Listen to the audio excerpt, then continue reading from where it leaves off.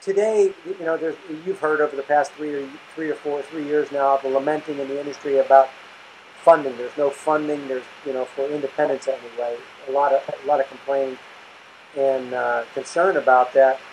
And so one of the things that I remember talking to other people about, and specifically comes to mind, is Kenny Steinbeck from CSI, who kind of was the inspiration, or absolutely was the inspiration for this Leasing Pioneers project. Having dinner with him one day about a year ago, and he was kind of explaining. I said, "Well, how did you ever get in this business?" And one of his topics or comments had to do with the fact that he had done a transaction, needed to get it financed, but he didn't have the wherewithal to finance it, so he went to a bank and talked the bank into a non-recourse financing structure. I said, "What do you mean you talked him into it?" He said, "Well, it never existed." So getting non-recourse funding was kind of a novel thing for a lot of independents back in those days, relative to Comdisco and Kenny Ponticus. They basically created the non-recourse discounting methodology that even exists in the funding for even portfolios of leases. So when I think about it, what we're complaining about, first, as you were explaining, fighting the perception of leasing, not necessarily having the best perception as a viable financial instrument. And then number two, finding the financing for it. So when I think about the troubles that maybe we're having today, I think maybe it'd be a good idea for a lot of people to listen to some of these interviews to figure out, in the past, they had neither the customer perception as a viable financial instrument, nor the financing capability, because nobody knew what it was from a banking perspective. Would you kind of concur with that? Well, being a bank, our funding was coming from the bank, so it was easier from that standpoint. But funding of leasing companies is one thing that banks have had difficulty over the years doing. And in fact, Wells Fargo, now the chief lending officer, Mike Laughlin, I talked to Mike a few years ago before I retired, and I said, "Mike, why don't you like leasing companies? We could do business with them, and we would do some discounting and things, but why doesn't the bank just do lines of credit to the leasing companies?" And he said, "Well, we don't understand them. We don't understand how they make money. We don't understand the residuals. We don't understand how the tax benefits come through. And so then it comes down to credit risk, but we don't know how they make money." And they were burned several times with leasing companies going bankrupt. And so that's one of the big banks, and that's how they look at it. So and that's been a history, I think, of a lot of banks. And then the other side was back in the early 2000s, when securitization became available for so many, they ran away from their bank, so they left their relationship to go to securitizations. Well, when that dried up, where do you go back to? And that's, you go back to a bank, and it's also from a tougher time from a economic standpoint to get a loan.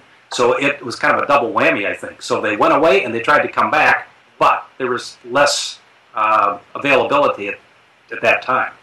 Right. So, maybe we just don't know how good we got it. Maybe I should say, I don't know. I think if people, the biggest thing, in my estimation, when they go to their lenders, the biggest thing they have to stress is a conservative credit philosophy. If they can prove that, they will get their funding. If they can't, it's going to be much more difficult. And the same thing, have the residuals, proving up your residuals. Because of the bank's comment, gee, we don't know these residuals and what is the value. But I think those two things, if you can prove up your credit profile and prove up your residuals, it will go a long way to making a bank happy. If you do that, I think the bank can then find a way to say, okay, we may not land 100 cents on the dollar, but maybe it will be 80 to 90 or whatever. There's some number where you can probably get there. Got it. Good advice. Thank you. In your opinion, what would you say were the most positive and negative developments over the period of time you've been in the industry? You think back, maybe one or two of the most positive developments, one or two of the most negative developments in the industry overall. Well, I think the most positive is the acceptance today, because you say leasing, you say it in a college, you say it on the street, you say it to a customer or a potential customer. They know what the product is today. I think the the status and the perception of the industry has gone up tenfold. So I think that is a very, very positive venture. I think the negative in the last few years has been, maybe in the last 10, is that it's gone much more away from equipment driven and much more to just financing spreads. And when it's gotten to be just spreads, then how are you differentiating from a bank? So I think that's one of the problems that I see when the industry has shifted so far to be just a spread business and less importance on residuals or equipment. And I think that's one thing we've gotten away from over the last number of years. And I think this may drive it right now to this type of environment to move it back towards more equipment risk and more equipment determining your product, not just the spread of money. A few months ago, it reminds me of an article written by Bob Nagel in the Journal of Equipment Finance, and I think the title of it was "Leasing: A Challenged Industry or Undifferentiated Product, and Why It Matters." I think that's kind of what you're saying. I think that's exactly it. If it's undifferentiated, what's your price of cash? That's pretty undifferentiated. It's a very easy number to figure out. But if you're taking equipment risk or looking at it in that light, I think there's a lot of opportunities. Jim, if you'll permit me, I'd like to dig on that one a little bit more.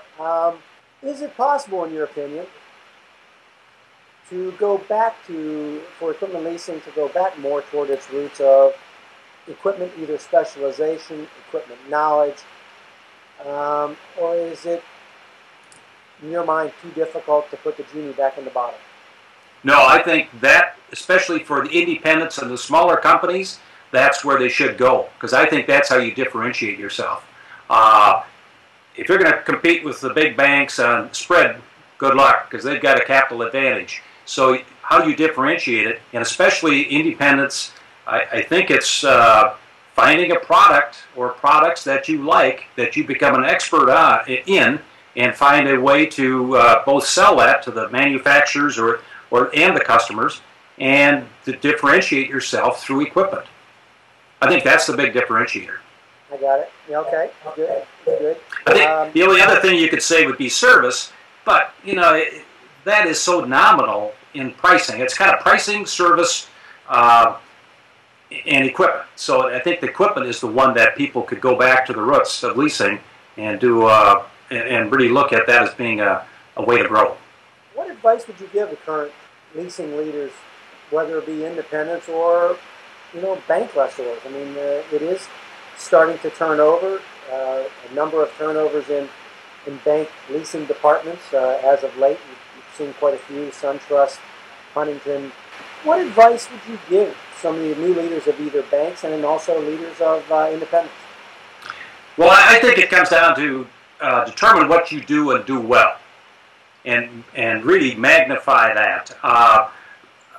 What's your specialty? And if you're in a bank, it's most likely going to be credit driven. So it's probably going to be more spreads. It's going to be conservative on credit risk, but if you're in a bank, you can do all types of equipment because you're going to have that from a customer standpoint. So you have to be a generalist. But I think the biggest thing you have to worry about in a bank is being credit driven. If you're aggressive, you probably won't last, because if you're more aggressive, a lot more aggressive than the credit officer of the corporation, at some point if it blows up, you're probably you're going with it. So I think to determine what differentiates you in the marketplace, what's your specialty. So if you're a smaller company and you're good on equipment, as we chatted before, I think that's what you try to maximize, and you become very good at that. But differentiate, determine what makes you special, and really capitalize on that strength, whatever that is. Fair enough. Can you name a couple of people in the past, leaders in our industry, CEOs, executives, entrepreneurs of our industry, that you admired most and made the biggest impact upon you? I think the two that come to mind to me were Norm Chapman from Security Pacific, who we chatted about before, from a bank, and then Bill Montgomery. I think when I was on the board for the first time, Bill was chairman of Xerox, and there's a good example of, he had gone there from U.S. Leasing. but making a very large company and doing it very well. So I had a lot of respect for those two. I think I held up as great examples of leaders in the industry back in that'd be in the 80s. Okay. What's your involvement in the industry these days? Well, I do a little consulting. I might do a little more. I was invited this year to come down to the convention, and I really enjoyed it. I hooked up with a lot of people, and it's one thing when you retire, you think you're not going to do anything, but that gets boring too. So, my life had been in the leasing business, and I know a lot of people, and I enjoy it. So I've done some consulting, and I'm going to continue that, and I'll probably become a little bit more active in consulting. In fact, won't be any big secret, but I'm going to hook up here a little bit with the Alta Group and do some stuff with John Dean and the group of guys there as well. Oh, fascinating! I did not know that myself, so I'm not sure how many of the listeners here would have heard it as well. So, congratulations! Well, thanks. Yeah, you're one of the first, Bob. It's we just signed the deal not fairly recently, and it hasn't been really published yet. So, but hey, it's great. It'll be news. Well, good. Well, we look forward to seeing you more around the industry then. Yeah, it'll be. I'm looking forward to it. Any sentence or two, or leave us some personal words of wisdom, if you will, that things that have served you well over your career, and it doesn't have to be necessarily specific to this industry, but in general, and things that you would hope people would remember about you. Well, I think it starts hopefully with integrity, that you want to stay at the highest levels. It's easy to fall back if somebody is kind of after you for some reason, and sometimes customers, or not customers as much as competitors, may say some things about your company that you don't think is rightfully so, but take the high ground. So I think from that standpoint, take the high ground on things. I think a second thing is be good with your people. Take care of them well. That's not just money. I mean, it's care about them and do a good job and train them and make them feel part of the team. It's be good with your customers, because they're the ones, that's your lifeblood, and do a good job with the customers. And then I think another thing that I've always tried to do was to grow the business. So be innovative and grow. And one thing about leasing, it's a total marketplace is open. You get the opportunity to pick the spots. So find the spots where you want to go in the types of equipment and the types of industries and the segments, and then make it happen and grow. Because I think that's what everybody wants, is growth. And if you can do it and you understand it and you understand the products, the company will do well. Fair enough again. Well, Jim, I thank you so much for the gracious time this evening. I know it's probably a little on the later side of the evening. There's probably other things you would rather be doing than staring at me through a Skype screen at night and talking with me. But Jim Renner, from former chairman of Wells Fargo Equipment Finance, I thank you so much, and thank you for the gracious time and the way you put yourself out there and being open to express yourself to not only current people in the industry, but those in the future who are going to listen to and watch you. Well, Bob, thank you. I think you're doing a great job here for the association. I think it's a great idea, and it's a great industry. It was my career, and I can't speak highly enough of the people in the industry and the opportunities. So I have nothing but positive memories and looking forward to positive things in the future. Thank you, Jim. Have a good evening. Thanks, Bob. Take care. Bye. Yep. Bye.